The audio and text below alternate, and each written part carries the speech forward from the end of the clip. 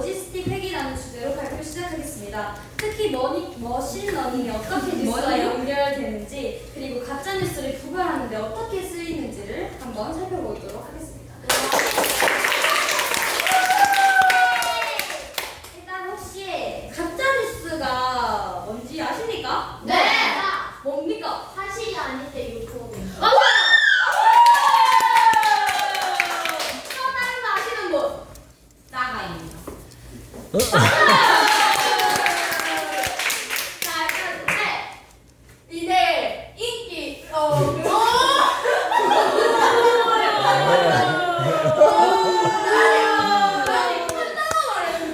인기를 끌려고 주먹을 이끌려고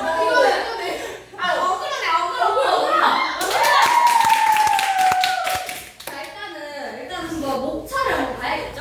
네. 일단 저는 왜 가짜뉴스가 문제인지 혹시 자세히 아시는 분 있어요? 없어요. 없거든요. 없고요. 그다음에 로지스틱 회계, 이 가짜뉴스를 어떻게 걸러낼까에 대한 이제 로지스틱 회계를 이용해서 걸러내기 위해서 그 로지스틱 회계가 무엇인지를 한번 해볼 거고요. 그다음에 제가 꿈이 뭐예요? 이자! 맞습니다. 무슨 기자죠? 스포츠! 맞습니다. 그래서 기자 역할과 머신러닝을 한번 접목해서 한번 알아보는 기회를 가질 겁니다. 유익하겠죠? 네! 네, 맞습니다. 유익해요. 자, 1번! 왜 가짜뉴스가 문제일까? 오마이갓. 자, 에이요. 일단은 요즘에 저희는 이제 보통 뉴스를 접할 때 어떻게 보시죠? 혹시 신문으로 본다 손? 없죠? 네. 폰으로 본다 손? 저요. 이봐요, 지금 거의 다 하셨어요. 그분이 다 이제 인터넷을 통해 이제 뉴스를 빠르게 접하고 있는데 이 과정에서 가짜 뉴스가 빠르게 퍼지는 문제가 생기고 있습니다. 특정 정치인에 대한 거짓 정보가 여론을 왜곡하거나 잘못된 건강 정보가 사람들의 선택에 영향을 주기도 합니다. 그래서 이런 가짜 뉴스를 조기에 걸러낼 수 있는 기술이 중요해졌고 오늘 소개한 머신러닝 바로 가짜 뉴스에 활용됩니다. 자, 두 번째 한번 다 읽어보시죠. 로지스틱 회계란 네, 로지스틱 회계 뭘까요? 모르겠어요. 모르겠습니까? 네. 바로 알아보시면 됩니다.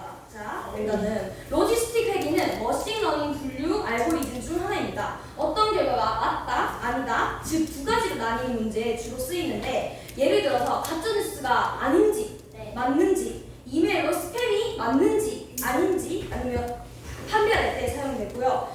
로지스틱 회계는 입력값을 받아서 확률로 변환한 뒤 특정 기준을 넘는 경우에 하나의 범주로 분류하는 방식입니다. 자, 이번에는 로지스틱 회계를 이용한 가짜뉴스 판별 과정을 총 4단계로 정리해보았는데 첫 번째는 뭐죠? 데이터 수집. 네, 데이터 수집입니다. 다양한 뉴스 기사로부터 제목이나 본문, 출처, 글자 수, 감성 점수, 사용된 단어들을 수집한 뒤에 단순히 텍스트만 가져오는 것이 아니라 뉴스의 스타일이나 출처까지 뭐 요즘에는 뭐 MBC, SBS 이런 데 있잖아요. 그 방송사마다 조금 뭐 좀 정치가 이렇게 좀 이념이 되는 그런 데도 많단 말이에요. 그래서 뉴스의 스타일이나 출처까지 다양한 정보를 함께 모으는 것이 바로 중요합니다. 네. 두 번째는 데이터 전처리. 늦었어요. 자, 수집한 텍스트 데이터를 컴퓨터가 이해할 수 있도록 바로 숫자 형태로 바꾸는 작업입니다. 맞아요. 예, 예를 들어서 자극적인 단어가 사용되었는지 안 되었는지, 그다음에 출처가 신뢰할 수 있는지 없는지, 바로 서채영 인스타에다가 만약에 뭐 아무도 모르는 뭐 윤석열의 글이 올라오죠. 그걸 신뢰할 수 있을까요? 없어요. 만약에 MBC에서 이제 그거를 이렇게 보도를 했다. 그럼 믿을 수 있을까요? 없을까요? 있어요. 이게 바로 신뢰도의 차이고요. 그래서 그런 요소들을 이제 0과 1, 컴퓨터는 0과 1로 이루어져 있죠. 네. 그죠? 이렇게 하면 머신 모델이 각 뉴스의 특징을 정량적으로 이해할 수 있게 됩니다. 자, 세 번째는 뭐죠? 세 번째 뭐죠? 모델 학습. 네, 저기 집중하세요. 자, 전처리된 데이터를 로지스틱 회계 모델에 입력하여 학습을 시킵니다. 이 과정에서 모델은 각 특성이 가짜뉴스의 가능성에 비해 얼마나 영향을 미치는지를 파악하게 되는데 예를 들어서 부정적인 감성이 강하거나 뭐 만약에 이렇게 있는데 뭐 박은솔이 싫다라는 그런 글이 들어갔으면 그럼 감성이 부정적이겠죠? 네. 긍정적일 수는 없는 거잖아요. 그러면 자 그래가지고 이제 그런 거가 강하다 아까 제가 얘기했듯이 서채은 인스타에 뭐 자기 모르는 뭐 올라왔다 그러면 출처가 비공식이죠. 네. 그러면 가짜의 확률이 높을까요 낮을까요? 높아요. 그래서 그런 패턴을 이제 모델이 스스로 학습하는 거예요. 자, 네 번째는 뭐죠?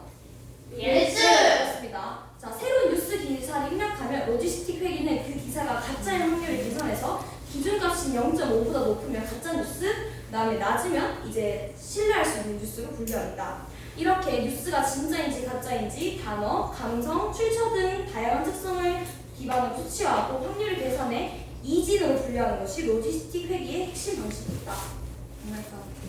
예.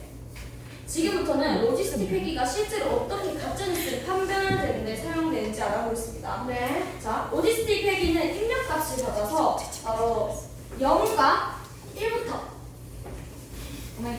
네, 1부터 확률값으로 바꾸는데 바로 이 과정을 시각적으로 그래프로 나타낸 게 요 바로 시그모이드 함수입니다. 보시는 그래프에서 X축은 기사에 대한 특성값, 예를 들면 자극적인 표현이 얼마나 많은지 아니면 신뢰도가 낮은 출처인지 같은 요소들을 수치로 환산한 값입니다. Y축은 해당 기사가 가짜 뉴스의 확률을 의미하는데 로지스틱 회계는 이 입력값들을 기준으로 확률을 예측하는데 확률이 0.5더 높으면 뭐라고 했죠? 가짜. 맞아요. 가짜 뉴스. 그다음에 0.5보다 낮으면 진짜 뉴스. 진짜 뉴스입니다.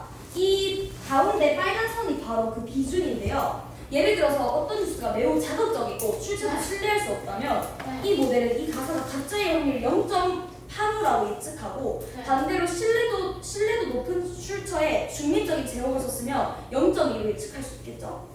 이처럼 로지스틱 회계는 단순히 0 또는 1을 뽑는 것이 아니라 확률이라는 형태로 예측하고 그 결과를 기준선과 빨간선 비교해서 분류하는 아주 직관적인 방식입니다.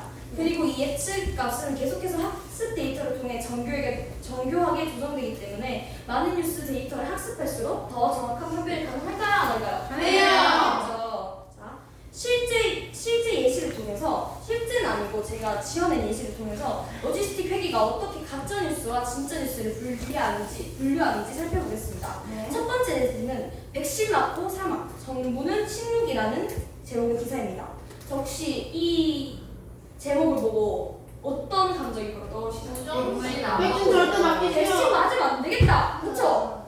이게 보시면 출처는 블로그고 그다음에 저기 사망이라는 키워드가 자극적일까요? 안 자극적일까요? 너무 자극적이에요. 굉장히 지금 저희는 유한한 삶이잖아요. 죽음이 끝이잖아요. 그러니까 굉장히 자극적이죠. 그러니까 블로그 쓸 수 있죠, 당신들도. 네. 자, 그러면 신뢰가 있을까요, 없을까요? 없어요. 그냥 내가 뭐 닉니라 이렇게 써버리면 그거는 그냥